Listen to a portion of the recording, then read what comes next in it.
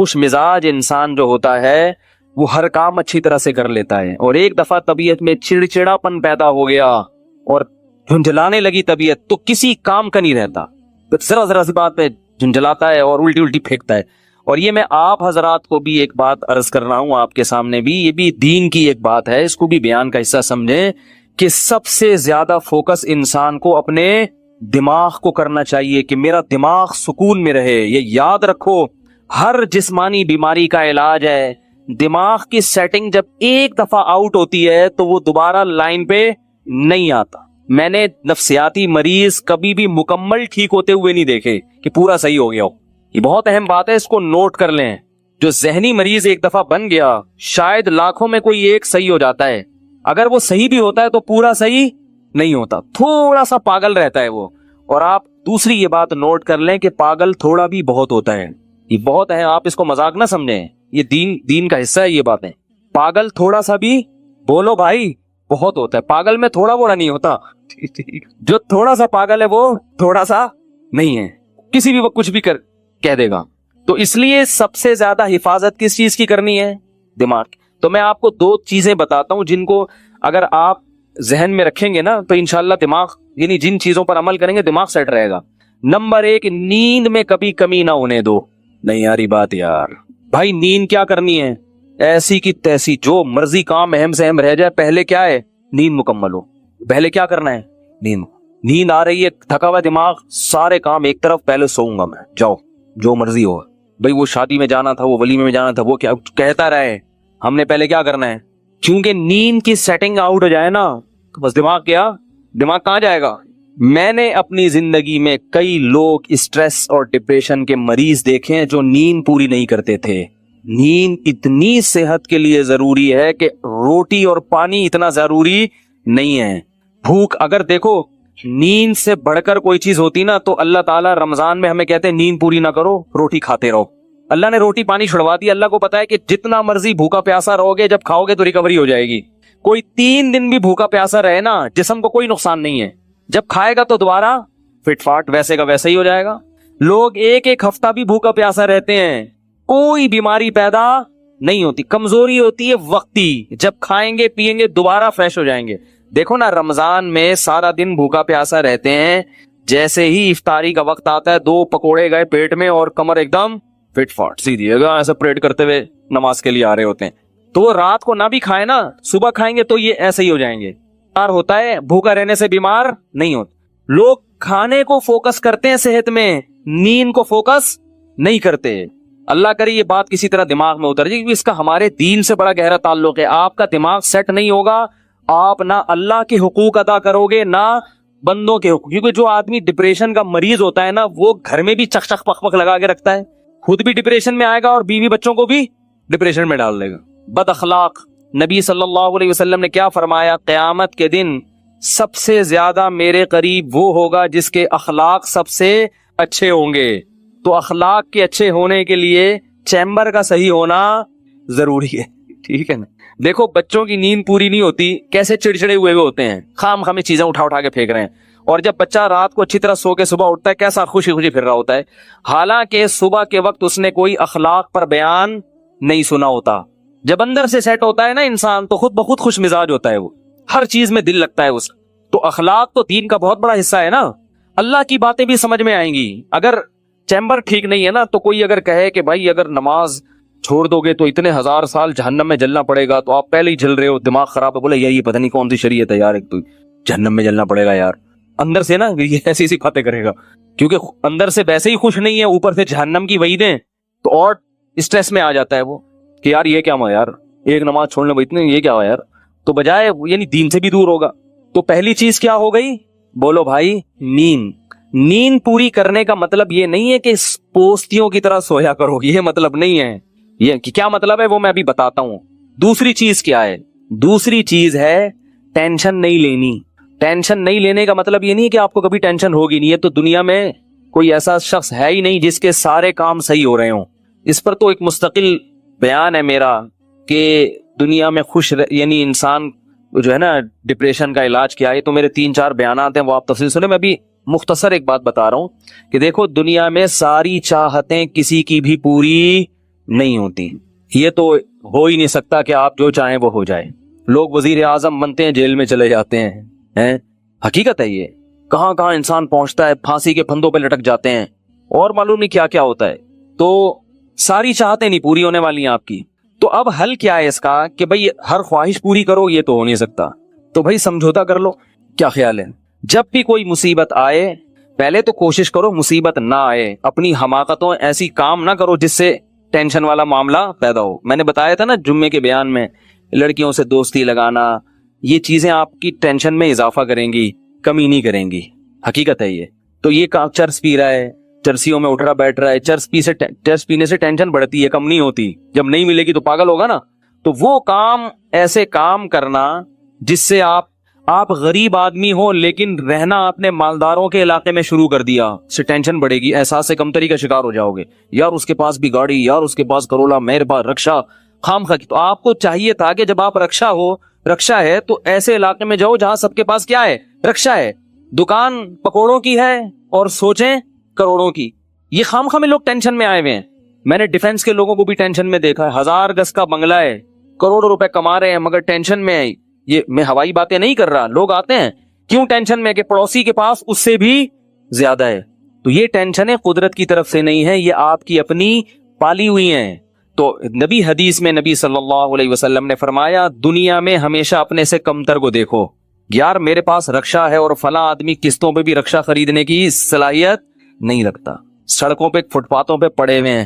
3-4 دن پہلے صدر گیا میں تو دیکھا فٹ پاتھ پہ لوگ پڑے ہوئے ہیں. میں نے کہا یار یہ بھی لوگ ہیں, نہ گھر ہے نہ بال بچے.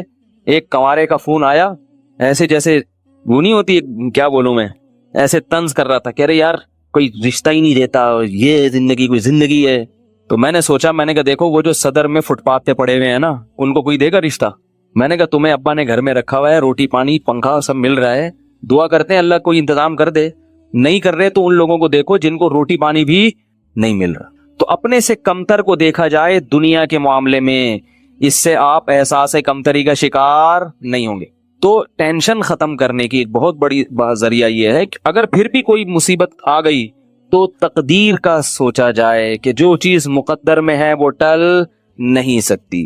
اور دنیا مسافر خانہ ہے, یہاں اگر ٹینشن ہے تو وہ بھی عارضی, یہاں کی خوشی بھی عارضی. ایک آدمی کے بچے بچھڑ گئے, طلاق ہوئی میاں بیوی میں, بیوی بچوں کو لے گئے فرار.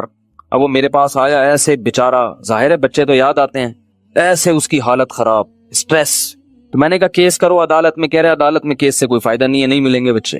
بہت میں نے حل بتایا, یہ کر لو, تمام حل ناکام. میں نے کہا پھر یوں کرو. کیا کرو؟ مٹی ڈال. میں نے کہا ڈاکٹر عافیہ صدیقہ کا سوچو, وہ عورت ہے, جیل میں ہے, اپنے بچوں سے دور ہے, مزید اولاد بھی نہیں ہو سکتے اس کے. تو میں نے کہا تمہارا اگر تمہیں جیل میں ڈال دیا جائے نا ابھی, تو تم کہو گے چلو بچے نہ ملے لیکن جیل سے تو باہر آؤں, یہی سوچو گے نا. اس کا سوچو کہ وہ ایک عورت ذات ہے, کئی سالوں سے جیل کے اندر پڑی ہوئی ہے, اور عورت کے لیے بچوں سے جدائی وہ بہت زیادہ مشکل ہے. مرد تو برداشت کر لیتا ہے. تو میں نے کہا اب جو چیز بس میں نہیں ہے اس پہ غم کرنا فضول, مٹی ڈالو ایسے, اور شادی کرو اور مزید نئے بچے پیدا کرو. جب ادھر دوسری اولاد آئے گی تو ادھر سے ذہن آپ کا ہٹ جائے گا. کہتے ہیں لوگ تانے دیں گے, بچوں کو بھول گیا. میں نے کہا لوگوں کے پاس فالتو ٹائم بہت ہے, ٹھیک ہے نا, وہ تانے دیتے رہیں گے, لوگوں کے تانوں کی پرواہ مت. جب ایک چیز آپ کے بس میں نہیں ہے تو اس پہ سوچنا کیسا.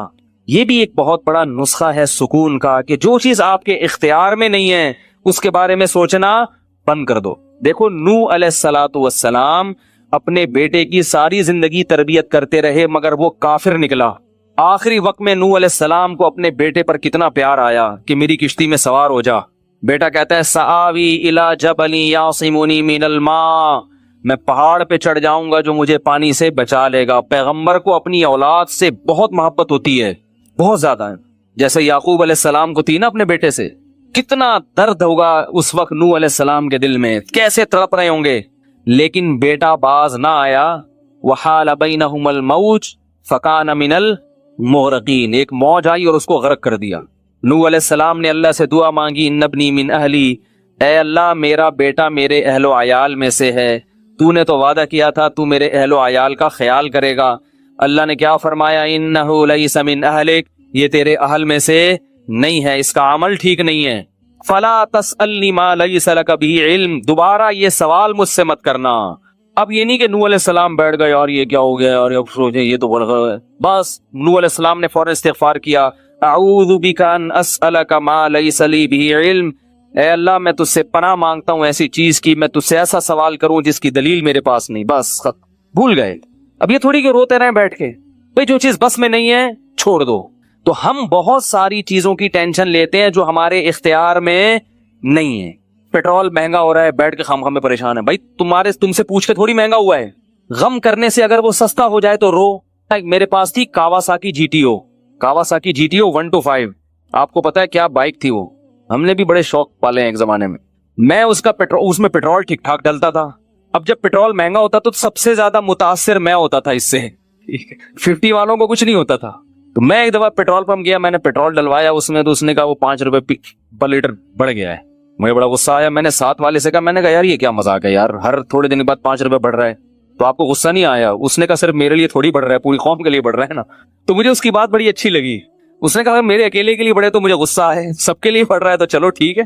اس دن کے بعد سے اب تک پیٹرول بڑھنے پر مجھے غصہ نہیں آیا. میں یہی کہتا ہوں یار مجھے ٹینشن لینے سے کیا ملے گا. 100 روپے لیٹر بڑھ جائے، زیادہ زیادہ یہ ہوگا، بہت زیادہ بڑھے گا تو گاڑی بیچ دو. بھائی نہیں ہمارے کنٹرول سے باہر ہو گئی ہے، گاڑی بیچ دو، دوبارہ آ جاؤ ٹیکسی پہ آ جاؤ، پھر بھی ہے تو پھر رکشے پہ آ جاؤ، پھر چنچی پہ آ جاؤ، پھر پیدل ہو جاؤ. جو چیز اختیار میں نہیں ہے اس کی ٹینشن لینا حماقت ہے. بات آ رہی ہے سمجھ میں؟ اسی طرح یاد رکھو اولاد کی تربیت کا معاملہ ہے. ہمارے ہاں جو لوگ نئے نئے دیندار بنتے ہیں یا پرانے بھی، وہ چاہتے ہیں میرا گھر 100% خلفائے راشدین جیسا بن جائے، جبکہ بیگم پہ کنٹرول نہیں ہوتا، وہ الگ سمت میں جا رہی ہوتی ہے. اب آپ نے ڈنڈا چلانا شروع کر دیا، بچے باغی ہونا شروع. وہ بجائے دین پہ آنے کے ابا کو مکھنچو سمجھنا شروع کر دیتے ہیں اور بغاوت پھیلتی ہے. تو بھائی آپ اعتدال سے تربیت کی کوشش کرو. ہو گئی ٹھیک ہے، نہیں ہوئی ہم سے نہیں سوال ہوگا. ہم جو کر سکتے تھے ہم نے کر لیا. تو ہم نے نا بہت ساری چیزیں، یہ ہو رہا ہے معاشرے میں غلط، یہ ہو رہا ہے، وہ جماعت کیوں آ گئی، وہ جماعت کیوں آ گئی، وہ فلاں فرقہ کیوں بڑھ رہا ہے، یہ والے کی کم ہو رہے ہیں، وہ زور سے آمین کیوں کہہ رہے ہیں، وہ آہستہ آمین کیوں کہہ رہے ہیں، ٹھیک ہے نا، وہ رفع الیدین کیوں کر رہا ہے، وہ رفع الیدین کیوں نہیں کر رہا. میرا ایک اصول ہے، میں جب کسی ٹاپک پر بیان کرتا ہوں تو مجھے جب بھی کوئی ایسے اختلافی مسائل پر بیان ہوتا ہے نا، تو اکثر لوگوں کے پھر واٹس ایپ پہ میسج آنا شروع ہوتے ہیں، آپ نے جو یہ بیان کیا اس میں یہ والی بات، حالانکہ اس بات کا جواب اس میں موجود ہوتا ہے. تو میں پھر مزید جواب نہیں دیتا، میں کہتا ہوں پورا بیان سنیں. وہ پھر جواب بھیجتے ہیں کہ ہم نے پورا بیان سنا ہے. میں کہتا ہوں دوبارہ سنیں. کہتا ہے سنا تو ہے، مجھے جواب نہیں ملا، جبکہ مجھے پتا ہوتا ہے جواب اس میں ہے. میں کہتا ہوں پھر تیسری بار دوبارہ، کیونکہ اس سے زیادہ کہ ہم مکلف نہیں. اب یہی تھوڑی کہ ایک ہی چیز کو لے کے پھر وہی جواب وہی سوال.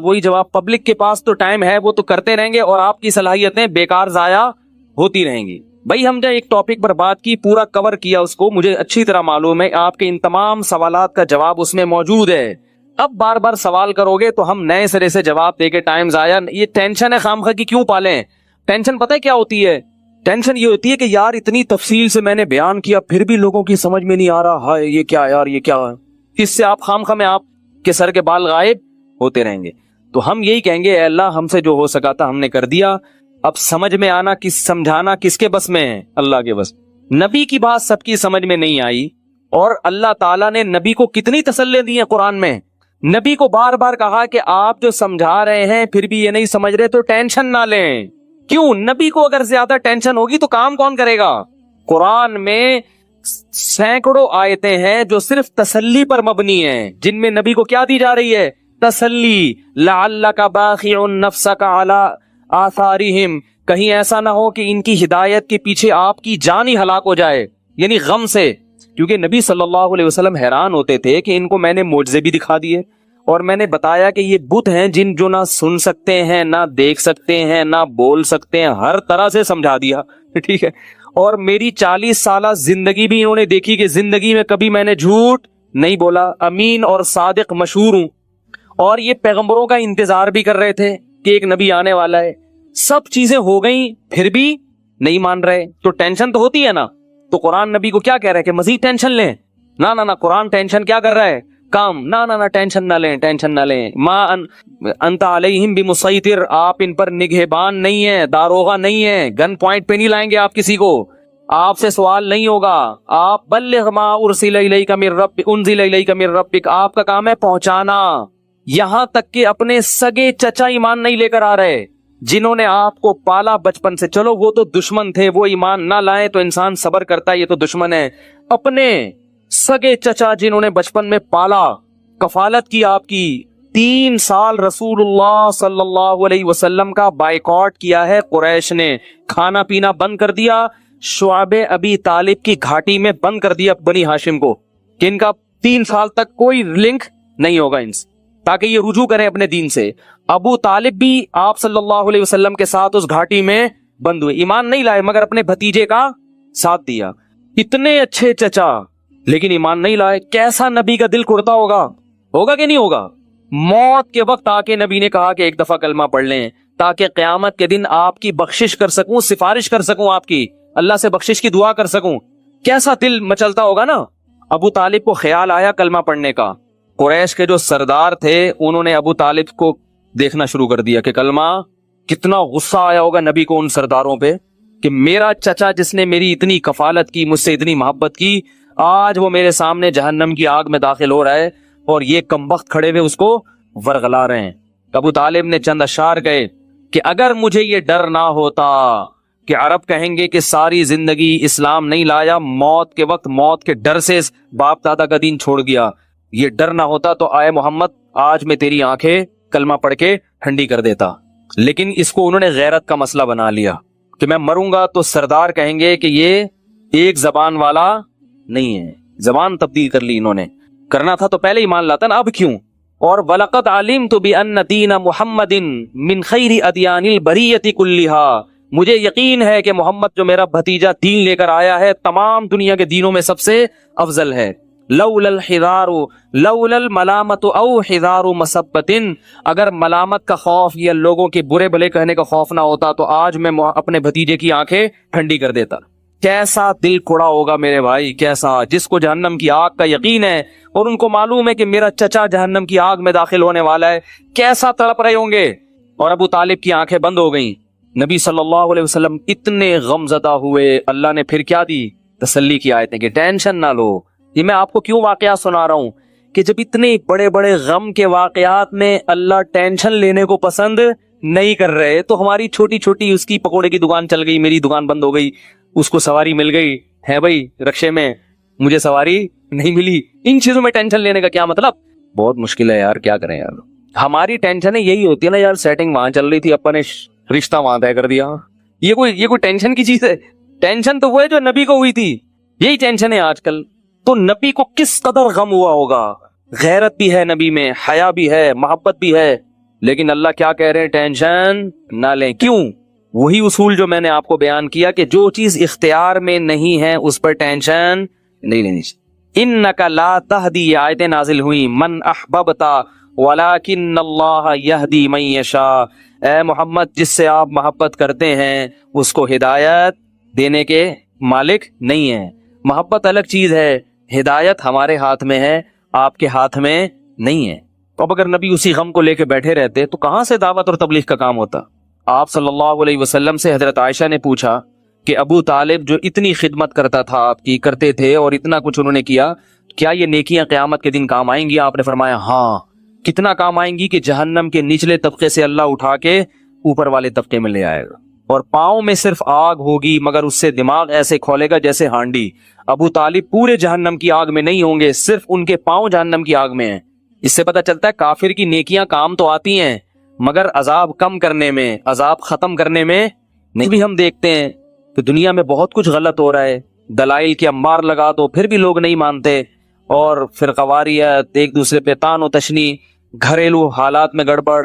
تو اس میں اگر آپ ٹینشن لینا شروع کر دو گے تو پھر سوائے ڈپریشن کی گولیوں کی ایک نئی ٹینشن لگ جائے گی.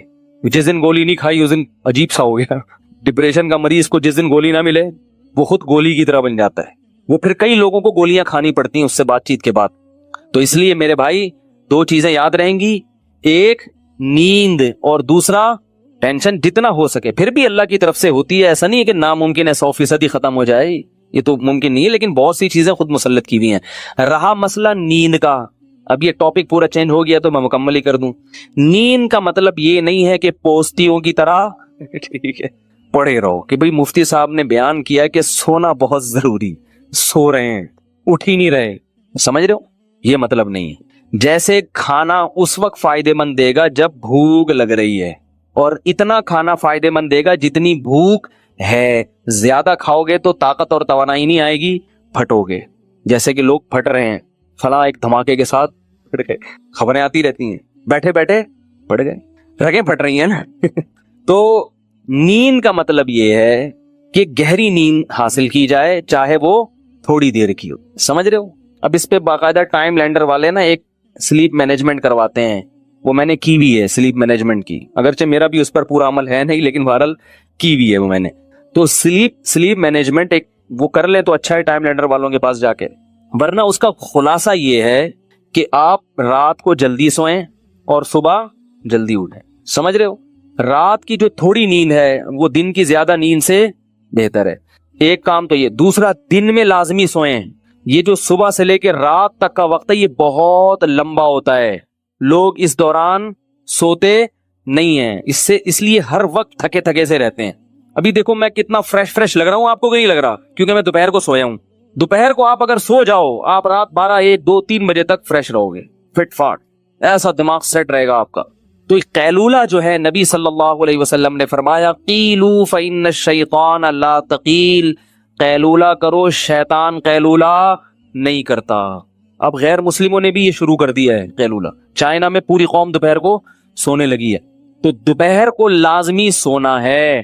اب لوگ یہ کہتے ہیں ایکچولی ہمارے مسائل گئے, بولو میں سوؤں گا, جاؤ جو مرضی کرنا ہے. آفس میں اگر سونے کا ٹائم نہیں ملتا, مسجد میں نماز پڑھو تھوڑی دیر کے لیے, وہیں لیٹ جاؤ, اور موبائل بند کر دو, لوگوں سے کہو چپ کر کے تھوڑی دیر چپ بھی کر دیا کرو. ہر وقت کیا کر رہے ہو آپ, سونے کے لیٹو گے نا, اور بھائی دوسرا دوست آ جائے گا, وہ بھی آپ کے ساتھ ہے سونے کے لیے, پھر گپ شپ شروع کر دے گا, بولے گا یار تھوڑی دیر سونے دو, آنکھ بند ہونے دو, اٹھ کے تسلی سے باتیں کریں گے. آفس کا ٹائم ہے نا, باتیں کرنے کے لیے تو ہے.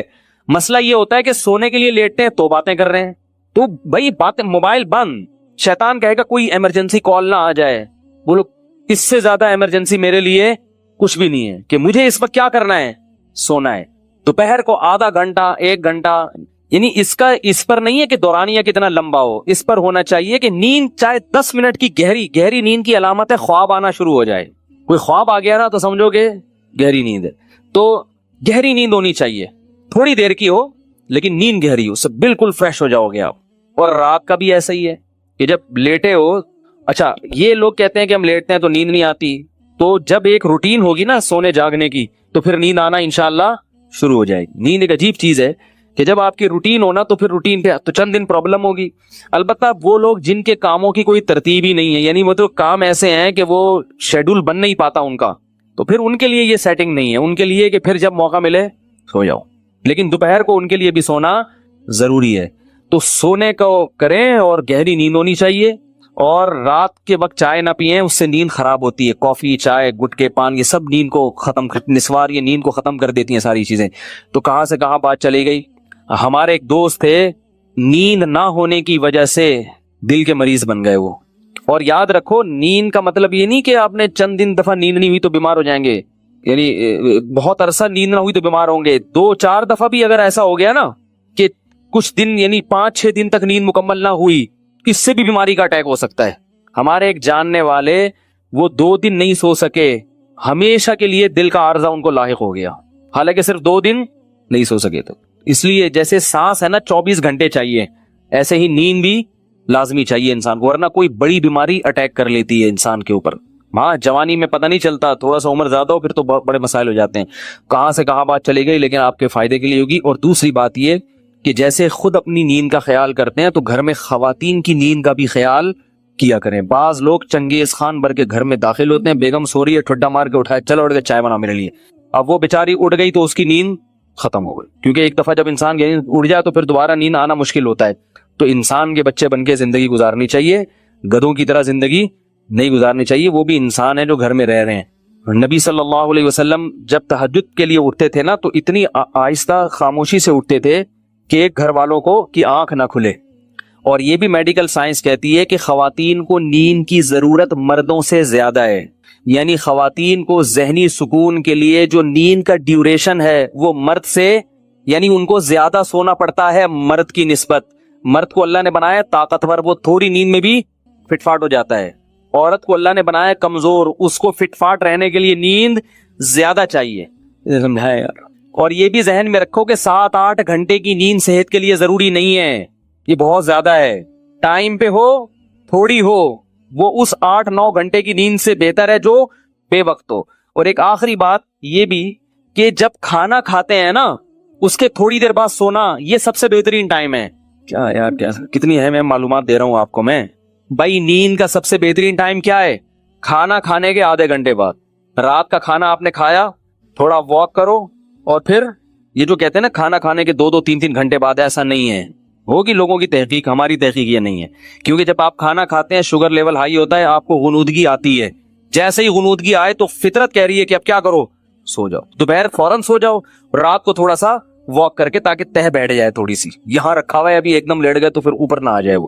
تو رات کو جب آپ نے کھانا کھایا ہلکا پھلکا, کیونکہ شریف لوگ ہیں, کھایا کھانا, تھوڑی سی واک کی, ایک دم تھوڑی طبیعت بوجھل ہونا شروع ہوگی تو اس وقت فوراً سو جاؤ. اگر اس وقت نہیں سوئے, اس بات کا امکان ہے کہ نیند غائب ہو جائے گی اور کھانا ہضم بھی نہیں ہوگا. نیند سے بہتر کوئی ہاضم نہیں ہے.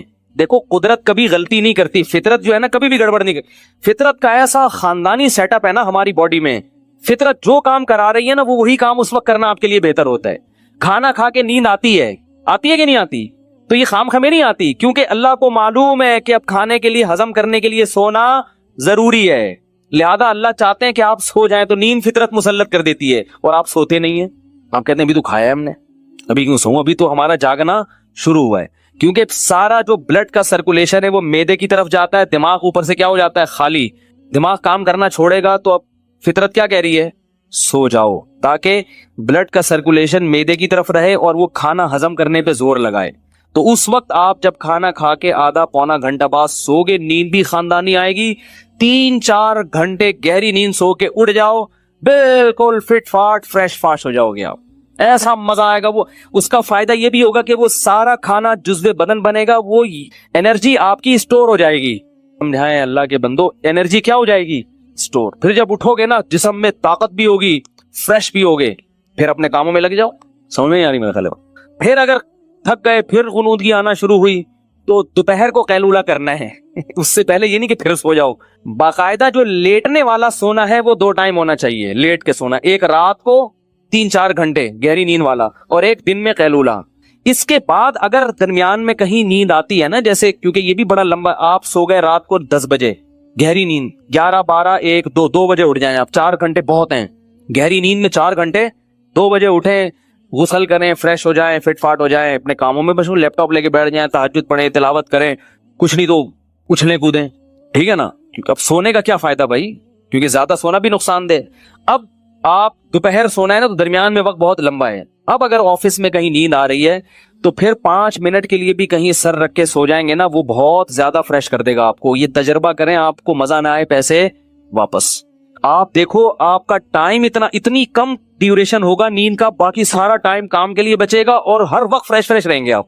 یہ باتیں بتانے کے لوگ 50-50 ہزار روپے لیتے ہیں, جو میں آپ کو فری پھوکڑ میں بتا رہا ہوں. سمجھ رہے ہو, ایک بندے سے لیتے ہیں, تو فری پھوکڑ میں بتا رہا ہوں میں.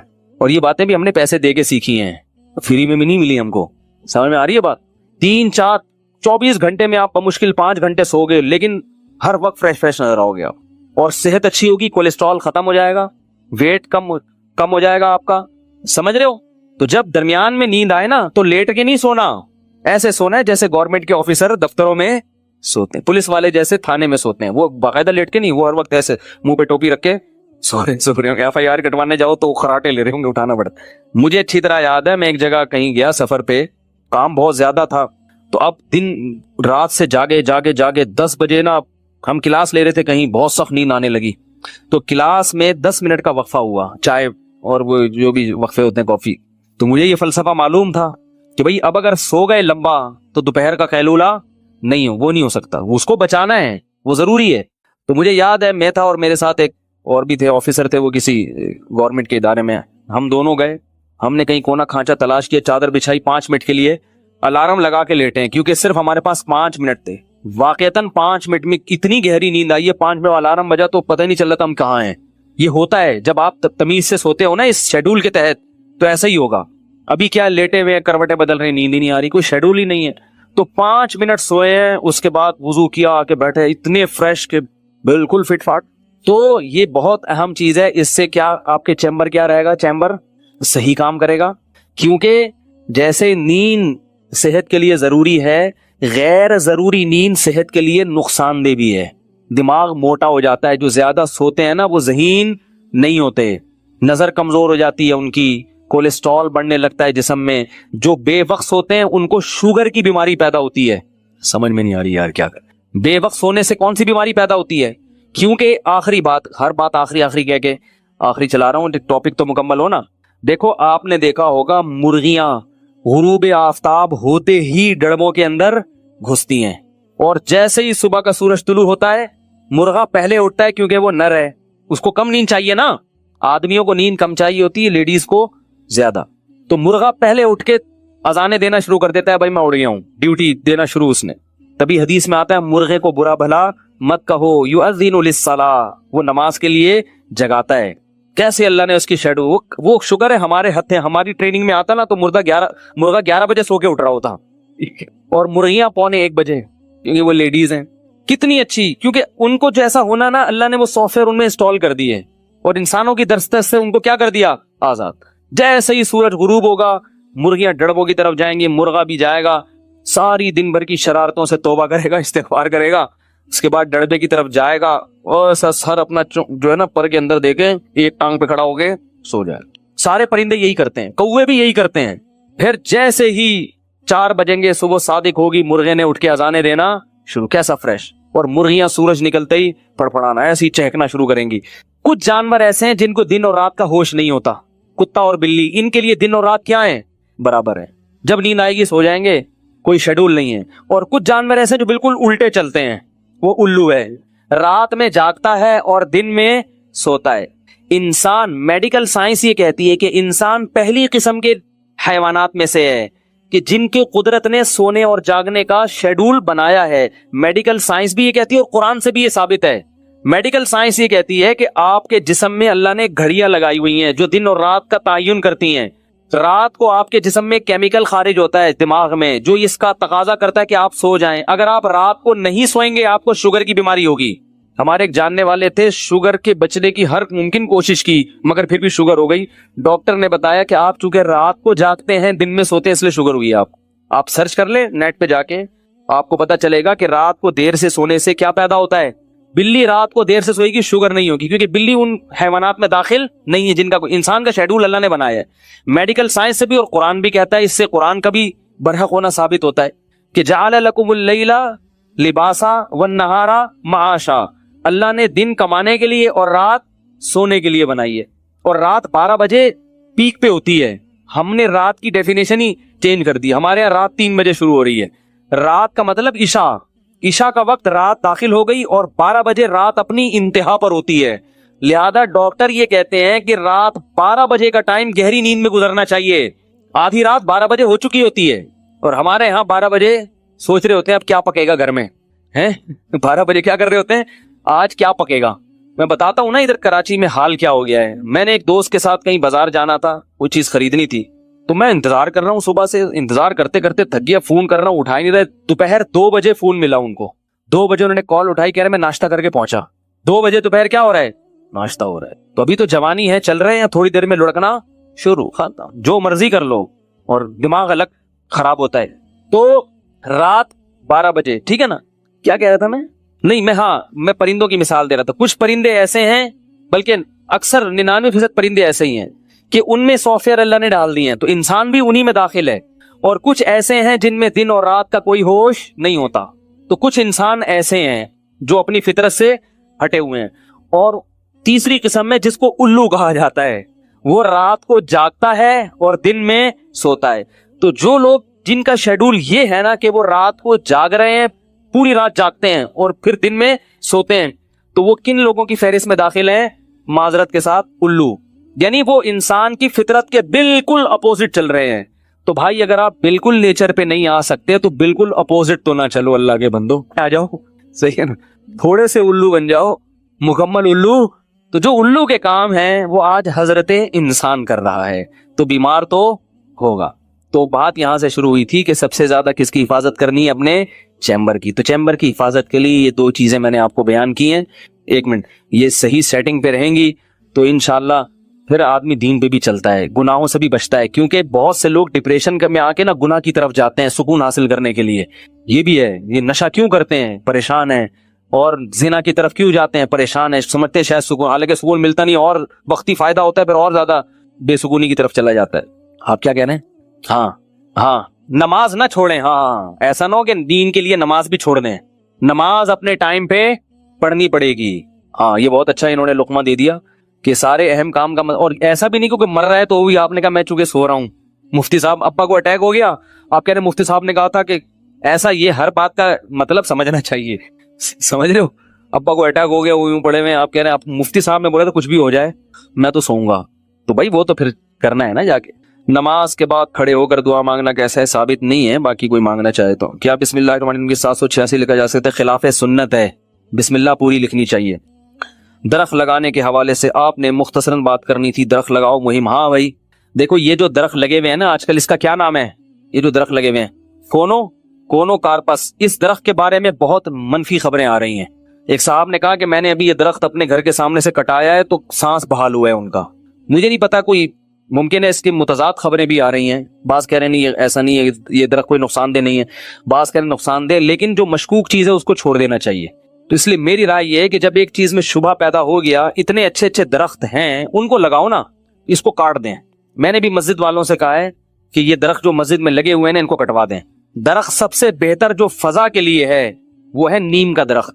تو نیم کا درخت زیادہ سے زیادہ لگائیں, ہوا کے لیے, فضا کے لیے. نیم کے درخت سے بہتر کوئی درخت نہیں. سفیدے کا جو درخت ہے وہ بھی نقصان دہ ہے. سفیدے کا درخت ٹنوں پانی زمین سے نکال کے ہوا میں پھینک دیتا ہے. زمین میں میٹھا پانی ویسے ہی کم ہے, اور اتنے درخت سفیدے کے لگا دیے پنجاب میں, جگہ جگہ لگے ہوئے ہیں. تو کیا کر رہے, کہیں سیم زدہ زمین ہو تو سمجھ میں آتا ہے. عام زمینوں میں سفیدے کا درخت بولو بھائی نہیں لگانا چاہیے. وہ زمین کے پانی کو کھینچ کے ہوا میں بھی نمی پیدا کر رہا ہے, اور جو ہے نا وہ پانی بھی. اور یہ والا جو درخت لگا ہوا ہے نا پورے کراچی میں, یہ تو ویسے ہی نقصان دہ ہے, اور اگر نقصان دہ نہیں بھی ہو تو مشکوک ہے بہرحال. تو اس لیے یہ درخت کاٹیں, جس کے گھر کے سامنے کاٹ دے, اور اس کے بجائے کیا لگائے, نیم کے درخت کے اتنے فائدے ہیں کہ ہمارے ایک دوست نے بتایا کہ سانس کا مرض تھا ایک صاحب کو, علاج کرا کرا کے تھک گئے. کسی بڑے حکیم صاحب نے کہا کہ نیم کے جھنڈ میں 2 گھنٹے بیٹھ کے سانس لیا کرو. ایسی جگہ جاؤ جہاں چاروں طرف کیا لگے ہوئے ہوں, نیم کے درخت, وہاں بیٹھو 2 گھنٹے لمبے لمبے سانس لو. انہوں نے کیا, چند دنوں میں ان کا وہ سانس کا مسئلہ ٹھیک ہو گیا. تو نیم کی جو ہوا ہے صحت کے لیے بہت مفید ہے. نیم کے بارے میں سنا ہے کہ رات کو بھی آکسیجن پھینکتا ہے, واللہ عالم. یعنی دن میں تو سارے پھینکتے ہی ہیں, اب یہ کسی نے پھینکی ہو تو ایک الگ بات ہے, لیکن بہرحال سنا ہے واللہ عالم. جو چیز یقینی نہیں ہوتی تو میں پہلے بتا دیتا ہوں کہ بھائی سنا ہے واللہ عالم. لیکن بہرحال نیم کا درخت صحت کے لیے, نیم کے پتے صحت کے لیے اچھے, نیم کی ڈنڈی صحت کے لیے اچھی, مسواک نیم سے بہتر کوئی نہیں ہے, سمجھ رہے ہو. اور درخت لگانے کی اسلام میں فضیلت کتنی ہے. نبی صلی اللہ علیہ وسلم نے فرمایا جس نے کوئی درخت لگایا جب تک پرندے اس سے کھاتے رہیں گے, اس سے فائدہ اٹھاتے رہیں گے, قبر میں اس کو صدقے کا ثواب ملتا رہے گا. کوئی اس کے نیچے سایہ کرے گا, کوئی بیمار اس کی ہوا سے ٹھیک ہوگا, کوئی گرمی کی شدت میں اس کے نیچے آ کے بیٹھے گا, تو ثواب کس کو ملے گا؟ اللہ کے خزانوں میں کمی نہیں ہے. اتنا فائدہ ہے درخت لگانے کا. تو بھر بھر کے لگائیں درخت, یہ والا کاٹیں اور اس کی بجائے نیم کا لگائیں, یا نیم کے علاوہ ناریل لگا لو. ناریل کا درخت سالانہ 20,000 کما کے دیتا ہے, سمجھ رہے ہو. اس کے پتے بھی بکتے ہیں اور اس کی اور وہ نہیں گندگی نہیں کرتا, ورنہ عام درخت جب لگتے ہیں نا تو وہ بہت پتے ادھر ادھر گرتے ہیں اس کے. تو ناریل ہے, کھجور کا درخت ہے, یہ درخت لگاؤ. لوگ ڈرتے ہیں ناریل کا درخت لگا دیا تو ناریل کھائے گا کون, مجھے تو ملیں گے نہیں. تو کوئی بات نہیں, جس کو ملیں گے وہ کھا لے گا, آپ کو ثواب مل جائے گا نا. تو ناریل کا لگائیں, کھجور کا درخت لگائیں. حدیث میں کھجور کے درخت کی بڑی فضیلت ہے. نبی نے فرمایا کھجور کا درخت, روایت کا مفہوم پیش کر رہا ہوں, ہر چیز کھجور کی استعمال میں آتی ہے انسان کے, سمجھ رہے ہو. تو یہ درخت لگائیں زیادہ زیادہ.